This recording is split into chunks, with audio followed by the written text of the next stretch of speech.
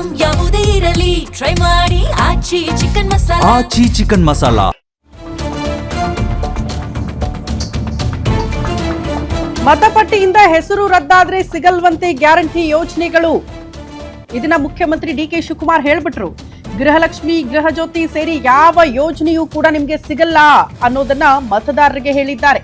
ಕನಕಪುರದಲ್ಲಿ ಮುಖ್ಯಮಂತ್ರಿ D K Shivakumar ಈ ರೀತಿ ಹೇಳಿಕೆ ಕೊಟ್ಟಿದ್ದಾರೆ. ಗ್ಯಾರಂಟಿ ಯೋಜನೆಗಳು ನಿಮ್ಮನ್ನ ತಲುಪಬೇಕು ಅಂತ ಅಂದ್ರೆ ಮತದಾರರ ಪಟ್ಟಿಯಲ್ಲಿ ನಿಮ್ಮ ಹೆಸರು ಬೇಕು. ಎಸ್ಐಆರ್ ನಿಂದ ಮತ ನಷ್ಟ ತಡೆಯೋದಕ್ಕೆ ಮುಖ್ಯಮಂತ್ರಿ ಡಿ ಕೆ ಶಿವಕುಮಾರ್ ಈ ರೀತಿ ಸಂದೇಶ ಕೊಟ್ಟಿದ್ದಾರೆ. ಎಸ್ಐಆರ್ ನಿಂದ ಬಹುದೊಡ್ಡದಾದ ಅಪಾಯ ಬಂದ್ಬಿಟ್ಟಿದೆ, ಹಂಗಾಗಿ ಅದನ್ನ ಕಾಪಾಡೋ ನಿಟ್ಟಿನಲ್ಲಿ ಮುಖ್ಯಮಂತ್ರಿಗಳ ಸಂದೇಶ. ನೀವು ನಿಮ್ಮ ಓಟನ್ನ ಉಳಿಸ್ಕೊಳ್ಬೇಕಾಗಿದೆ, ಮತದಾರರ ಪಟ್ಟಿಯಲ್ಲಿ ನಿಮ್ಮ ಹೆಸರು ಉಳಿಬೇಕಾಗಿದೆ, ಹಂಗಾಗಿ ಜಾಗರೂಕರಾಗಿರಿ ಅನ್ನುವಂತ ಸಂದೇಶ.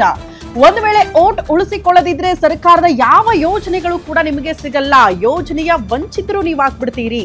ಸ್ವಕ್ಷೇತ್ರ ಸುತ್ತಾಟದ ವೇಳೆ ಮುಖ್ಯಮಂತ್ರಿ ಡಿ ಕೆ ಶಿವಕುಮಾರ್ ಈ ರೀತಿ ಹೇಳಿಕೆ ಕೊಟ್ಟಿದ್ದಾರೆ. ವಿಶೇಷವಾಗಿ ಈಗ SIR ಬಂದಿದೆ.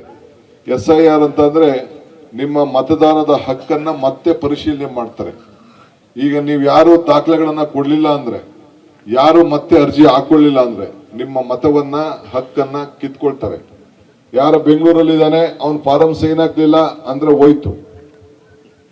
ನೀವು ಗಮನದಲ್ಲಿ ಇಟ್ಕೊಳ್ಬೇಕು. ವೆಸ್ಟ್ ಬೆಂಗಾಲ್ 90 ಲಕ್ಷ ತೆಗೆದ್ರು, ಚೆನ್ನೈಯಲ್ಲಿ 60 ಲಕ್ಷ ತೆಗೆದ್ರು.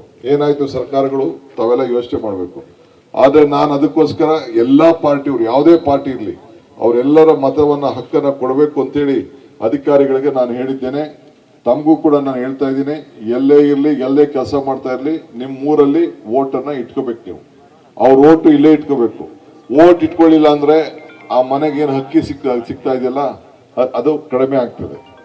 ಏನು ಈ ಗೃಹಲಕ್ಷ್ಮಿಗೆ ಏನು ಮತ ಇಲ್ಲ ಅಂತಂದ್ರೆ ಆ ಗೃಹಲಕ್ಷ್ಮಿಗೆ ಯಜಮಾನರಿಗೆ ಹಣ ಬರ್ತಾ ಇದೆಯಲ್ಲ ಅದು ಹೋಯ್ತದೆ. ನಿಮ್ಮ ವೋಟನ್ನ ನೀವು ಉಳಿಸ್ಕೊಳ್ಬೇಕು, ನಿಮ್ಮ ಮನೆ ವೋಟ್ ಎಲ್ಲ ಕಾಪಾಡಬೇಕು.